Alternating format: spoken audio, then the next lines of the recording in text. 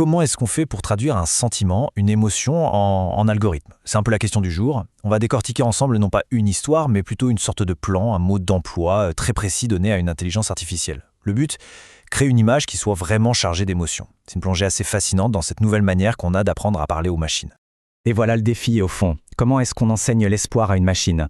Comment on arrive à traduire des concepts aussi abstraits que la dignité ou la mémoire dans un langage que de simples algorithmes peuvent comprendre et visualiser? C'est tout l'enjeu. Alors, entrons dans ce fameux plan pour la mémoire. On va vraiment décortiquer chaque mot, chaque petite instruction qui a été donnée à l'IA. C'est en faisant ça qu'on va voir comment des choix de langage très précis finissent par sculpter une image. C'est un super aperçu de ce à quoi peut ressembler l'art aujourd'hui à l'ère du numérique. Bon, commençons par la base, juste pour être sûr. Qu'est-ce que c'est au juste un prompt pour une image d'IA? Eh bien, c'est tout simplement un cahier des charges, un ensemble d'instructions super détaillées pour guider la machine. Il faut vraiment l'imaginer comme le brief qu'un directeur artistique donnerait à son créateur digital. Et c'est là que ça devient fascinant. Le véritable objectif, c'est de réussir à traduire une émotion purement humaine en commande que la machine peut lire et exécuter. C'est un véritable travail de traduction, un pont entre le cœur et le code. Alors, la toute première instruction, elle est absolument cruciale. C'est elle qui va poser les fondations, le ton général, l'atmosphère sur laquelle toute l'image va être construite. Voyons ça de plus près. Regardez bien ces trois mots. Hyper réaliste. Ça veut dire que l'IA doit chercher à imiter une photographie, pas une peinture. Ensuite, sobre et digne. Là, ce sont des contraintes émotionnelles directes. Le résultat doit inspirer le respect, sans fioriture, sans rien de superflu. Pour la scène, le choix est d'une simplicité voulue, presque minimaliste. Une seule bougie allumée, posée sur un fond de pierre ou de béton. On pourrait se dire, pourquoi si simple? Eh bien, c'est justement pour qu'il n'y ait aucune distraction.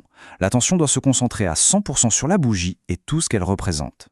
Maintenant, assemblons les pièces du puzzle qui composent cette scène. Chaque objet n'est pas là par hasard. C'est comme un mot dans une phrase visuelle. Et chaque mot a été choisi avec soin pour renforcer le message global. Au cœur de tout ça, il y a la bougie allumée. C'est un symbole universel qu'on retrouve partout. Ça représente la mémoire, la vie qui continue, cette petite lueur dans l'obscurité.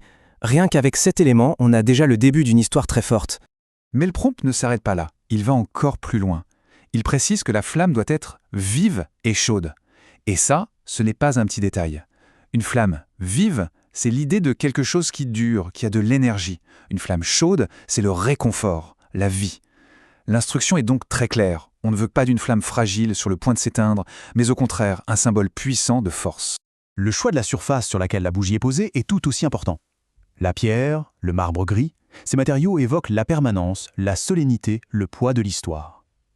Ils viennent ancrer cette simple bougie dans un contexte beaucoup plus grave, presque éternel. Et là, l'instruction suggère peut-être quelques fleurs blanches. Ce peut-être est très intéressant, n'est-ce pas? C'est comme une petite touche de liberté qui est laissée à l'IA. Si elle décide d'en mettre, leur rôle est clair. Le blanc pour la paix et la pureté, les fleurs pour rendre hommage. Mais, toujours, le mot d'ordre reste le même, la sobriété. Ok, les objets sont en place. Maintenant, le prompt s'attaque à ce qu'il y a de plus difficile, l'immatériel, l'ambiance. Comment est-ce qu'on peut bien ordonner à une machine de générer non pas une image, mais un sentiment, une atmosphère? D'abord, par la couleur. Ou plutôt l'absence de couleur. Le choix d'une palette presque entièrement en noir et blanc, c'est une décision radicale. Ça sort l'image de notre quotidien pour la placer dans une dimension plus intemporelle, universelle. C'est un code visuel extrêmement puissant qui évoque tout de suite la mémoire, le sérieux, l'histoire. Et là arrive ce qu'on pourrait appeler le coup de génie visuel, la flamme. C'est le seul et unique point de couleur autorisé. Ce contraste est saisissant et il fait de la flamme le centre de l'attention absolue. Au milieu de ce monde monochrome, elle devient le symbole vibrant de la vie, de la chaleur et par-dessus tout, de l'espoir. Ici, on a peut-être l'instruction la plus subtile mais aussi la plus importante de tout le prompt. L'IA doit créer une ambiance de recueillement, mais attention, éviter toute tristesse excessive. La nuance est essentielle, le but n'est pas de provoquer du chagrin, mais plutôt d'inviter à une commémoration qui soit digne et respectueuse. C'est un équilibre très délicat à trouver. Donc au final, voilà le cocktail d'émotions qui doit se dégager de l'image. Chaque mot était pesé, la mémoire, la dignité, l'espoir persistant et ce recueillement sobre. C'est une recette émotionnelle d'une précision chirurgicale qui est commandée à la machine. Alors, qu'est-ce que cette petite déconstruction nous apprend? Elle nous révèle que la création d'images par IA, c'est bien plus qu'une simple prouesse technique. C'est avant tout et surtout une question d'intention et de maîtrise du langage. Le processus est finalement très clair et méthodique. D'abord, on établit un style digne, ensuite on compose la scène avec des éléments symboliques très forts, puis on contrôle l'émotion grâce à une palette de couleurs hyper stricte. Et pour finir, on définit l'ambiance exacte qu'on recherche avec des mots-clés. C'est une véritable recette de cuisine créative.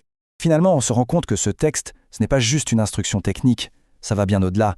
C'est une sorte de poésie numérique. Chaque mot est choisi pour son poids, son pouvoir d'évocation. Le tout dans un dialogue complètement inédit, avec une intelligence qui, elle, n'est pas humaine. Et tout ça nous laisse avec une question assez vertigineuse pour l'avenir. Quand les instructions sont à ce point poétiques et chargées d'intention, où s'arrête le code et où commence l'art? Est-ce que la créativité se trouve uniquement dans l'image finale, ou est-ce qu'elle n'est pas déjà présente dans la beauté du plan qui lui a donné naissance?